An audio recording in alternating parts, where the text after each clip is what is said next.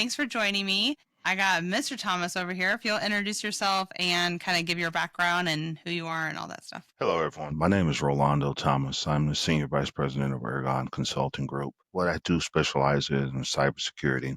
I have 25 plus years in supply chain management, everything from asset based management to cross docking, logistics, and planning. I got into the cybersecurity world about 4 years ago.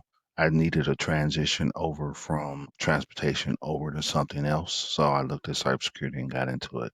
It's a very interesting field, a field that is constantly evolving. And one of the reasons I focused into it is because in my career in transportation, I saw and witnessed how fraud and identity theft was really, crippling the industry. So that's why I floated into it. Yeah, it definitely is. The What's interesting is the more it's been evolving, the more it's cyber stuff, like cybersecurity stuff, I think.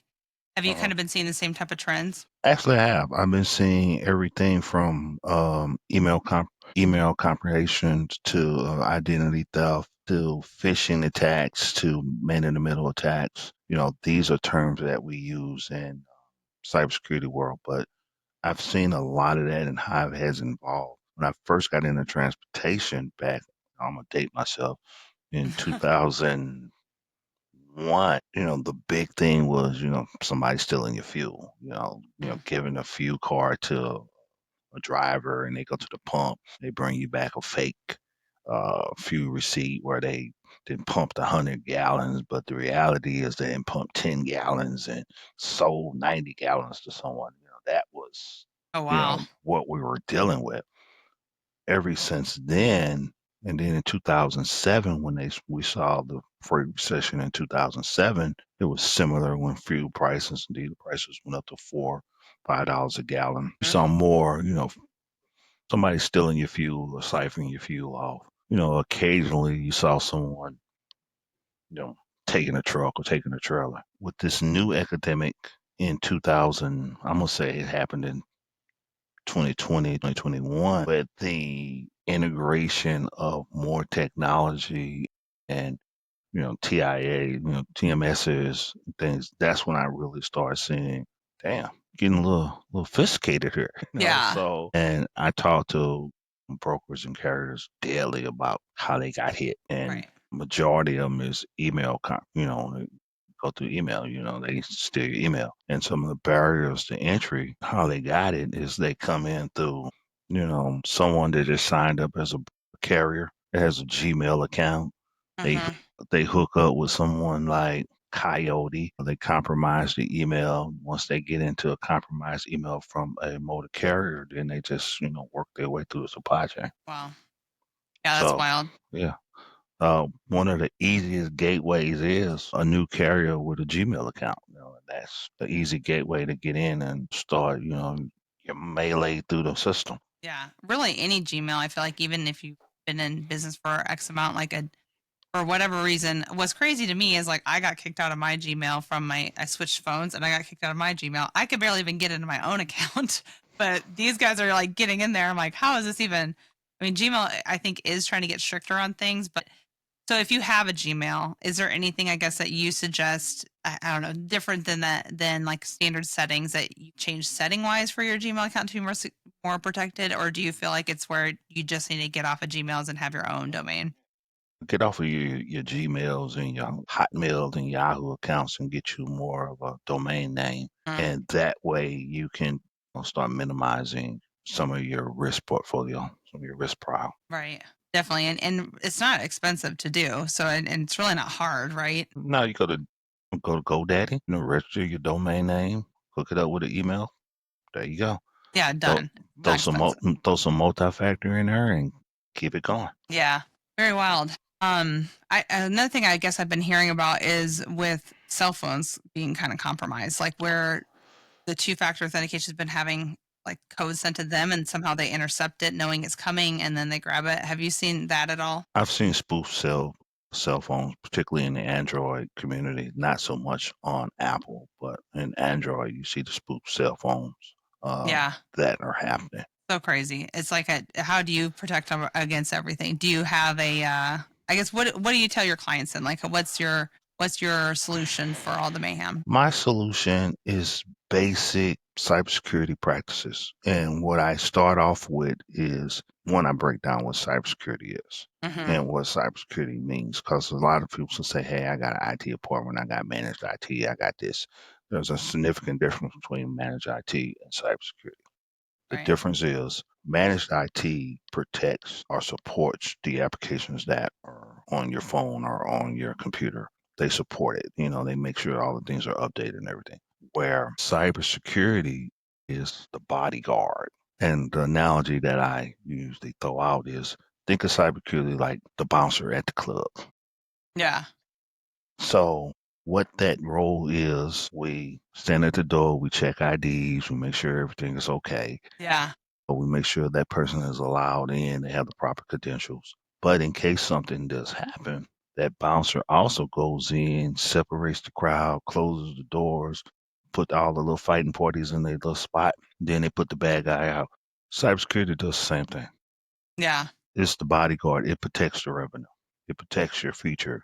It is not something that is a cost, a revenue generator, but it's more of a revenue protector. It Right. makes sure that you stay in line and stay operational. Yeah. So Cuz really a compromised email even can shut down your entire I mean so many freight cars cuz somebody's posing as you can shut down your whole thing, right? yeah, Like you would have to shut down shop and start over. yeah, absolutely. And once you get in a network, you can maneuver around it. So what I tell my clients, 'cause I have a lot of clients that use third-party carrier vetting solutions. I have nothing against the third-party carrier vetting solutions. They have a role in this place, but that role don't mean nothing if I'm in your system and I'm looking at something. I'm like, Right. they ship out AT&T supplies every week. I just manipulate the thing and make the payment go somewhere else and keep it going. And if they don't Right. like it, I just steal all the data. So Yeah. I think that's a bigger risk that we need to talk about because So ransomware and denial of service is huge. yeah, I was just gonna ask. So with ransomware, is I guess like I don't hear about that part a lot, but I think on the carrier end they do see that. Are you seeing that more with brokers or carriers, or where do you see that the most? I see it more on the broker side. I don't really Okay, see it on the carrier side. I see a lot of it on the broker side. On the broker side, you see ransomware, you see denial of services. On the carrier side, you see somebody stealing a truckload or something. right. So I guess part of that would be as far as your tech stack, right? Like you need to make sure who you're using for your TMS or whatever software that you have does have different security in place to protect your data. And then on top of that, you have, I guess, like training your team on like, don't be clicking on phishing links and stuff like that. Is that kind of the same lines that you're thinking or? You need both. So your third party vendors is one that way of getting into it. Don't click on, a particular email. Don't download what we call a payload. And I describe what a payload is because payloads are, think about it like this. You're in the trucking business, the truck brings the cargo to the dock. The payload is what's actually in the trailer. Mhm. So when you open that trailer up, that's when everything explodes in. So the email delivers it. Once you click on it, the payload opens it up, and then now you're into the system. So question with that, what about whenever you have like a Gmail and like there, you know how like it does like a preview? If you click on the preview to open it up, does that do the same thing? Same thing. Oh wow, that's wild. Yeah.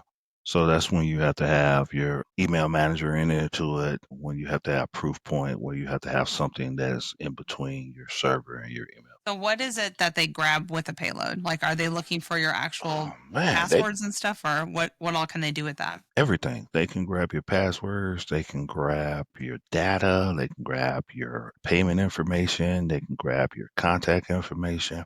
Different payloads do different things. Wow. So it could cripple you, it could, reroute payments. It could just sit in the background and collect data called info stealing. So payloads Yeah. can do it all. Wow. Well, that's not scary at all, right? No, that's very calm.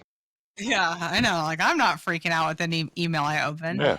Yeah. And so I think a lot of it too is you're making sure everybody, all your employees or yourself has enough knowledge and you're training on it too. Cause I think this is ever evolving. And do you guys do like training programs as well? Or how do people, what's the best way you feel like people Um, can learn more? not only do we do training programs, but we also help companies set up policies. Most organizations have what they call, bring your own device. Hmm. And when you bring your own device, you should be able to manage that what's on that device to a certain degree. Okay. So from a driver standpoint, driver got a cell phone, ELD is on the cell phone.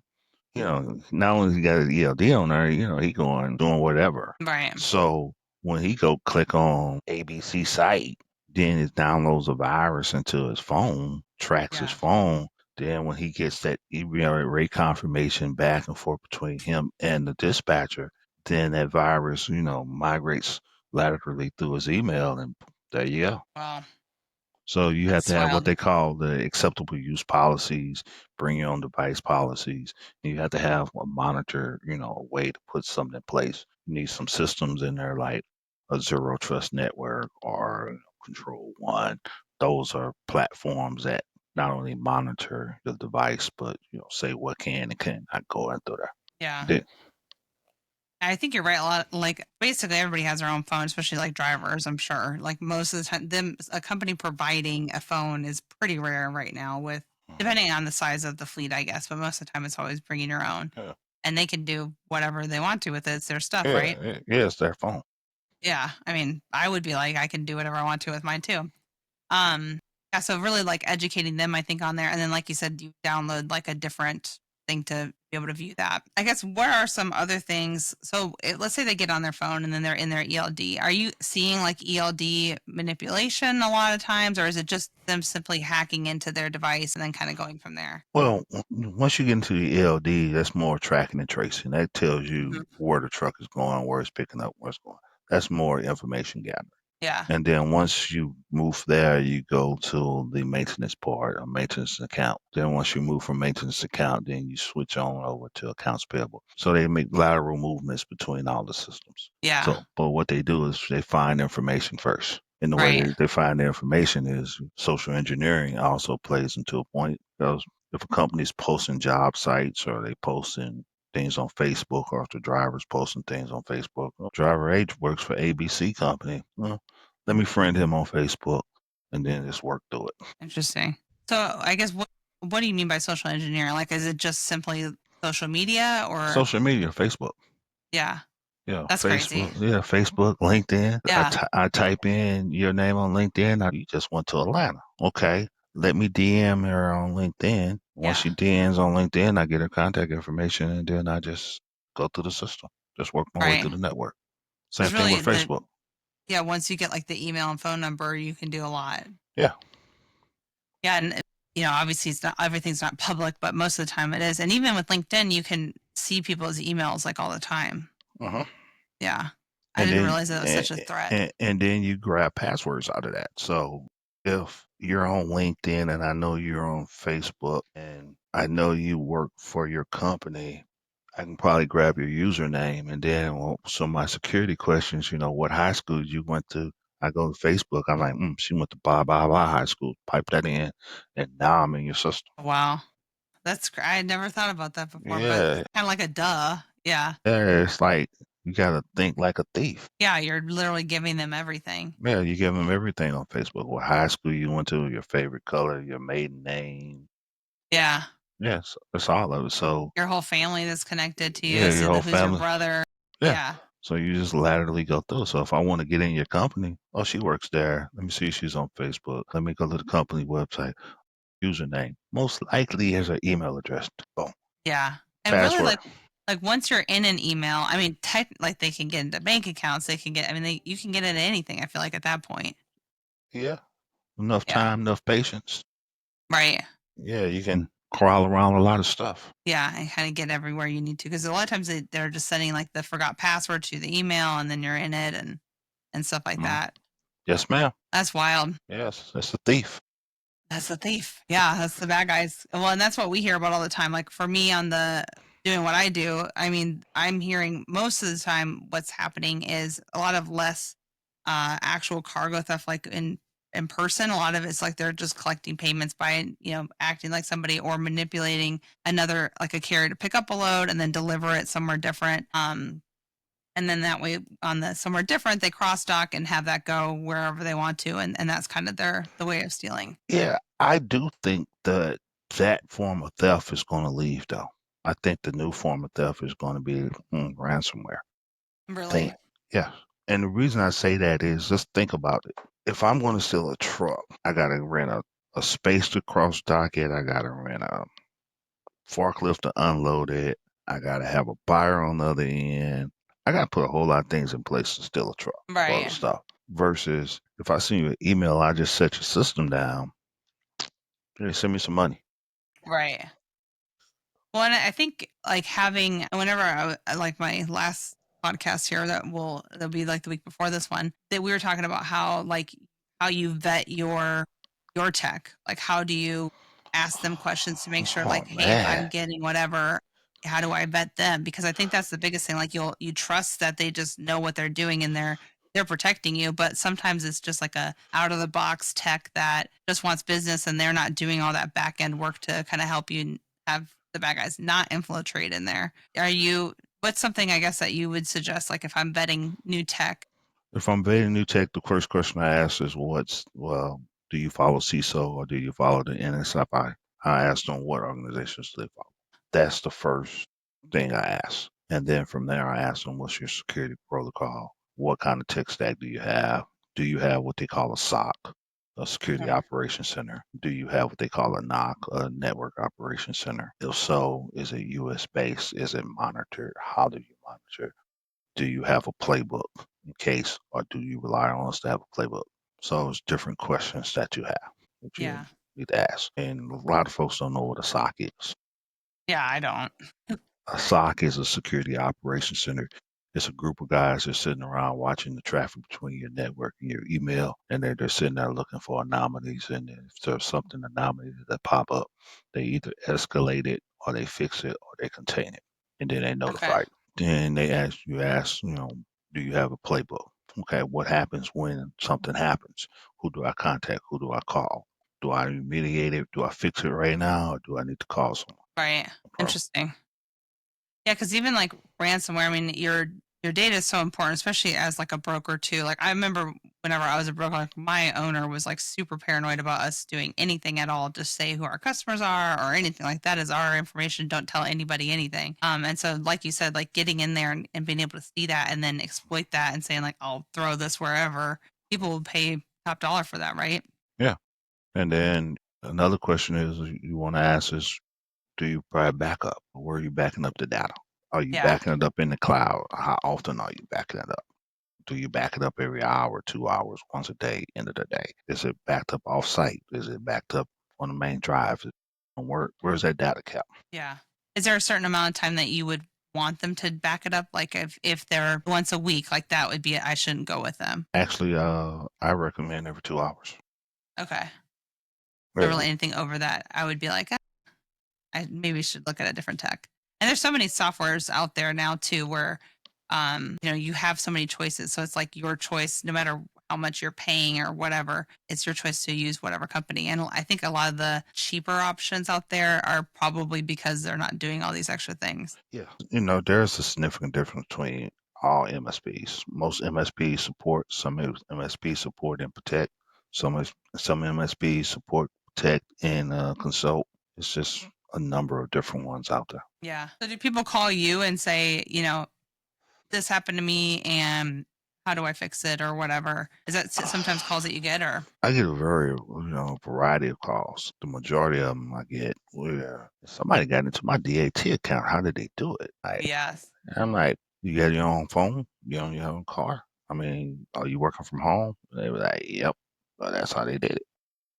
Yeah. So, So what do you mean by that? Like, so what, explain that for like, explain it for dummies, basically. all right. I got a phone call from a broker that said their DAT account was compromised. They don't know how they Hmm. got compromised. They got multi-factor authentication. They have, a pass program. They have everything. But for some reason, the DAT account got hacked. Doing my investigation, one of the questions I asked is, are you guys all in-house or are you remote? We're remote. Do you guys own the computers or does the employee own the computer? The employee owns the computer. Okay. Was this particular employee working from home? Yes. Were they on their home network? Yes. Do they have a Gmail or a personal email account? Yes. Did they use that to log into their DAT account? Yes. There you Mm, go. yeah. Then Interesting. once they got into the DAT account, they changed everything. They added Right. users, they posted fake loads, they intercepted an email coming in from one of their shippers. They posted it. Once they posted it, they got rerouted the email back to themselves. Had the carrier pick it up. Had the carrier go deliver it. Broker knew nothing about it. Wow. That's insane. So 3 weeks later, shipper calls up. Where's my shipment? They like, huh? What? Yeah. And they went back through their email, saw it in the deleted file. There it is. And it's funny because you'd think they would delete out of the deleted file, but I feel like they don't even do that step because No. that's another one that I've seen too. Like whenever I talk to people, I'm like, "Did you check your deleted?" Because probably it's probably all sitting in there. And I think it was, I don't know if it was copper or it was some kind of precious metal. Yeah, that's So, I think the biggest thing right now is copper. That's what I did was copper and electrical wire back in the day. That was like always high alert, and we had to be over the top on everything. So yeah, yeah, yeah. yeah, I know. They, I got hooked back in the day for it was that one where it's like the DAT you have a bad DAT review or whatever, and it was sent to me, and I was like, oh my god, who did I piss off to make me have a bad DAT review? And my company, I'm like, they're gonna lose it on me. I click it, I log in through it like an idiot, uh-huh. and yeah, my DAT got compromised. But that was a while back. I know more things now, but Yeah, that's as easy as it can happen, though, right? Like you're yeah, like, oh my god, something's going on, and like you're freaking out, and you don't really yeah, kind of when yeah. you get past your sense of reason. Damn, the sky's falling. Right. Oh my god, I got to do something quickly. Well, awesome. I guess anything else you feel like people should know about cybersecurity that I guess I'm like a dummy at cybersecurity. Like this is all kind of all new. I get it. Like I understand what it is, but like, even like you explained just like all the stuff you just did, I think there's some things where it's like people need to know about this and nobody knows. So is there anything that you think It's not as education wise? it's not as complex as most folks think. It's really simple and it's really common sense. Don't be scared of, the guy with the glasses with the pocket protector that's coming in that's saying, hey, you need this and that. It really should be looked at from a business operation, just like you look at accounts payable, accounts receivable, payroll, accounting, insurance departments. You really need to add cybersecurity in your planning process. Right. Not understand what cybersecurity is versus managed IT support because they interchange the conversations, but cybersecurity protocol and cybersecurity policies should be talked about in the very beginning and they should be acted out in the very beginning because the question is not, you know, what if I get hacked? It's like when I'm gonna get hacked. When is somebody gonna break into my house and who's gonna be responsible for what roles each person is gonna play, how we're Right. gonna address it, how we're going to come after it. And it should not be, an afterthought. It should be a role playing scenario at least every 6 months you have, okay, a role playing thing. Okay, what happens if this happens? How do we do it? Yeah. How How do do you we handle address it? it? Because it's a living document Yeah. and And really not like as people get added onto the company and leave and I think a big risk thing as well is like people not shutting down an email or their user accounts and like you don't really think about an onboarding user like if I'm a carrier and I'm like, oh, I authorize them to do onboarding, but I didn't tell whoever that like my care portal or whatever that I this guy left my company. So now that email is still active and even that. So I think it's super important to have like a list of like everything that you've created a username for as a dispatcher or as a broker or whatever. That way uh, I got to shut down all these different entities so that way they're never posing as me.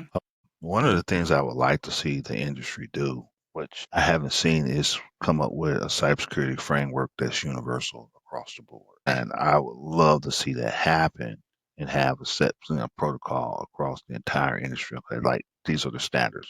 Like with credit cards, PCI, you have a standard. I would like to see that happen across the industry as a whole. to come up Yeah. with just a cybersecurity framework that everybody meets and they can check off on. Yeah. Is there some what would like if you were to create that, what would be your easiest steps that you would add on there? I already got it. You I do? I send it to you. Yeah, you need to send that to me. We'll throw that in this post too. Yeah, yeah, I send Yeah. it to you. Yeah, send that to me because I think so. I did a SOP where because I think everybody needs to have a process, even like how they vet. Most people don't have that written down. They're just like, oh, we just train whatever.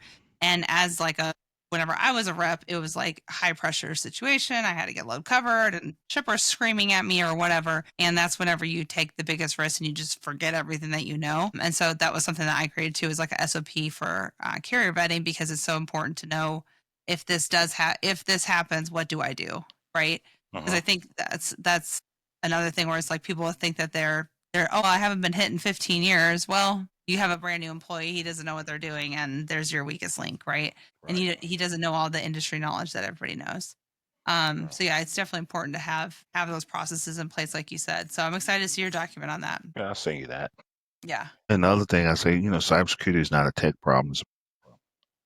yeah, Yeah. and training too. Like anytime somebody new comes on, telling them kind of all the things, right? Yes, ma'am. Well, tell everybody where they can find you and reach out to your company and all that stuff too. You can reach out at ergongrp .com, or you can feel free to call me at, I got to think of my number, 469-275-0446, extension 1008. And, we're, Awesome. we're located here in Dallas, Texas. So, that's Ergon Consulting Group. Dallas, Texas is like a million degrees there right now, isn't it? Yeah, 105, 105. What? Yeah, Oh my I'm god. looking at it right now. Heat advisory, Oh, that's wild. 105. That's like I'm not going outside for any reason at Yeah. all. Yeah. No, heat advisory 105, 107. Oh, that's isn't it funny how that feels like? It's like it's but why not just say it's 107? Right. See, that's Right. So hot. That's crazy. Well, thanks so much for coming on. I really appreciate it and all your knowledge and all that stuff. And are you going to the any conferences coming up? I have a conference coming up in Las Vegas. I think it's DataCon. It's a hackers conference. I'm going to learn how to hack some people. Heck yeah. Wouldn't that be funny if it's like a bad guy like all the bad guys are actually getting together at a conference and you're like, "Oh, I didn't know that this was a thing. Maybe on the dark web they have something. I mean, how do they all learn from each other, right?